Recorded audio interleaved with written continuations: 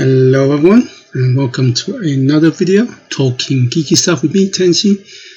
And this video I'll be talking about the Nintendo GameCube, one of my favorites.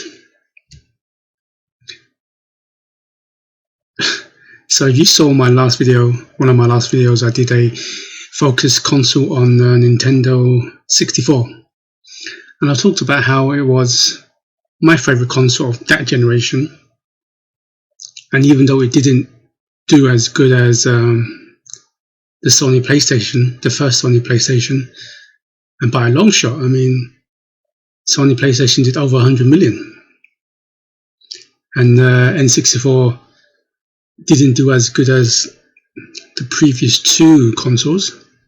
And I talked about how I personally liked it because of the games and why it fitted my lifestyle, and always have good memories because the games were revolutionary.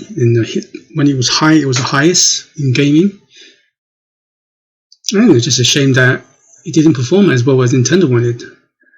I spoke about the reasons behind that. Then fast forward to the next generation, when Nintendo decided to kind of move away from cartridges. One of the main reasons that N64 failed, I wouldn't say failed, but didn't do as well as it should done, because the cartridge. I mentioned some of the reasons behind that as well. So with the GameCube, I remember when it came out, I think it came out a little bit after the Dreamcast,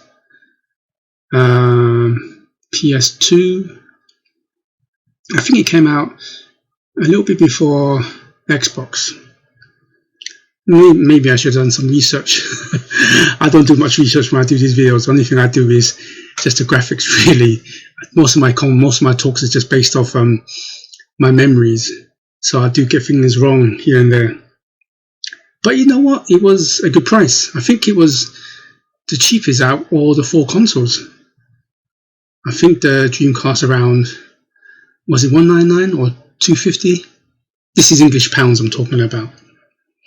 Because the PS2 was, I remember fondly, is £299.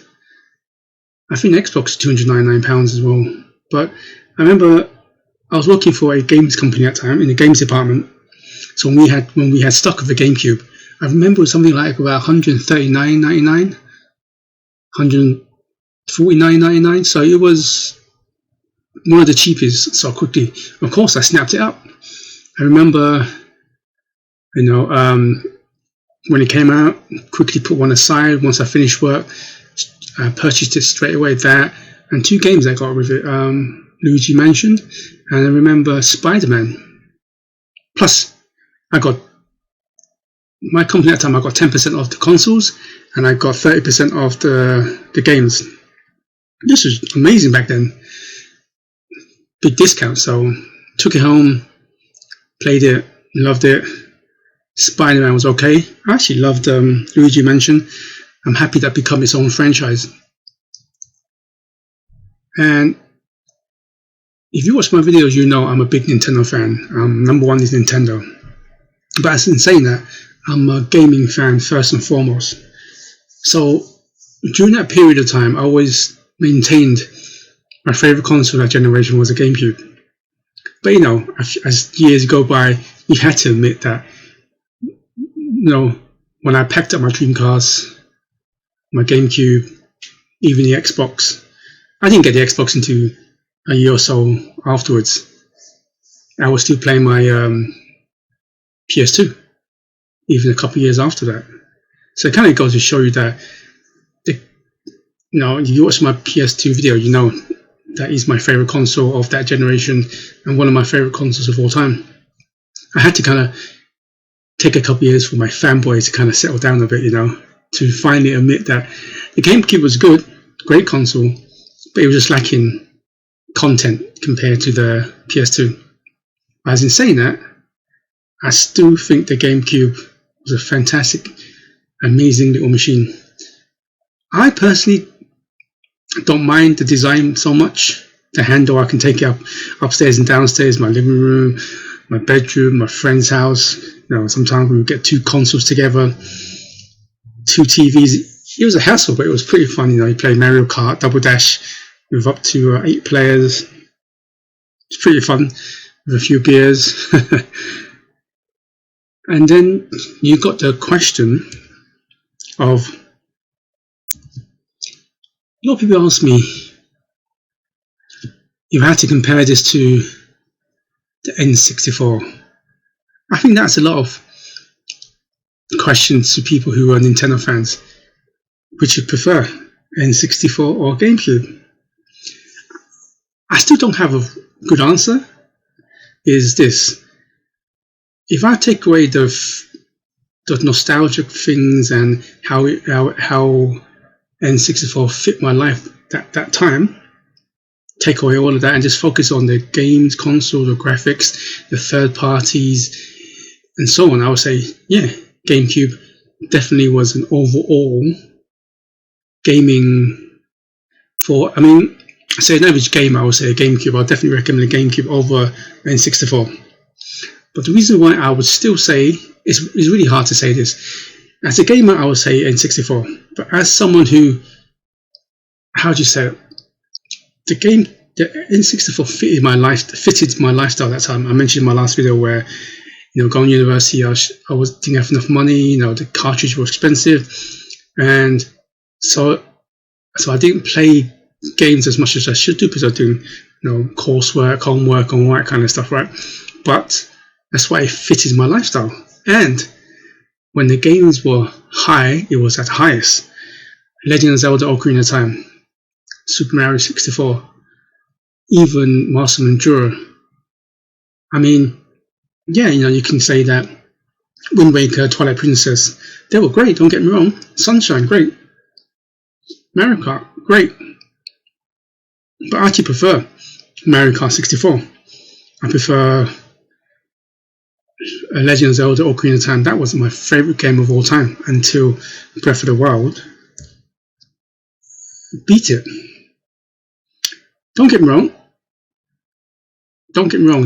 right? You had Resident Evil, one of the best, probably the best third-party game on the system that generation. You had the Return of Metroid, awesome games. You had some fair amount of RPGs as well. So you had a lot more variety, of course. And I just felt that when N64 was in my life, it was in a life where I was studying, I was university, I was on student loan. I was saving so much money on food because you couldn't afford it. You had to pay your rent, you had to buy your school, college, university equipment. So, and that's why having N64 at that time, how do you say, it took a lot of stress out of my life because studying and so on, right? So it was there when I needed it most. By the time I got into GameCube, PS2 era, I graduated university, got myself a full-time job. I settled down. I didn't have any worries. And I had I'm not saying I had plenty of cash, but I had a lot more cash than I did in university, right? So spending wasn't so bad. So I didn't have to worry about, should I have lunch or save it as an early dinner, or should I walk to university instead of taking a train, saving money wherever I can. So by the time GameCube came out, I had a steady income, a lot of things were settled. So to me, I can play. That's why for me, I had all the consoles at that time. So that's why I always have a soft place in my heart for N64, because it carried me through my university days. So that I'll always remember. So that is my fanboy speaking, and how it got, the N64 was there when I needed it most. But with the GameCube, it was still great. And as a gamer, I would say definitely GameCube. Hope that makes sense. I really hope that makes sense. So I can't give you a answer which one is the best. My personal favorite is, as a personal, I will still stick with the N64 because how it fitted my life. But at the same time, as a gamer, I would say in GameCube. So still no answer, right? Hey, well, I can say they're both fantastic systems, amazing consoles. So, I would say definitely that the only downside about N64 was the boxes, because cardboard boxes kind of, once you sit on it, it crunches up, you wear and tear. At least the new boxes, you can actually maintain them and you last longer, right? Like I say, let me know. Did you have a GameCube? Did you have an N64? And if you did, both of them, let me ask you a question. What is your favorite one? N64 or the GameCube? Let me know. Please give this video a like if you like it, of course, and please considering subscribing to hear me talk about geeky stuff. Anyway, thank you. Good morning, good afternoon, and good evening, wherever you're in the world. And please stay safe. Goodbye.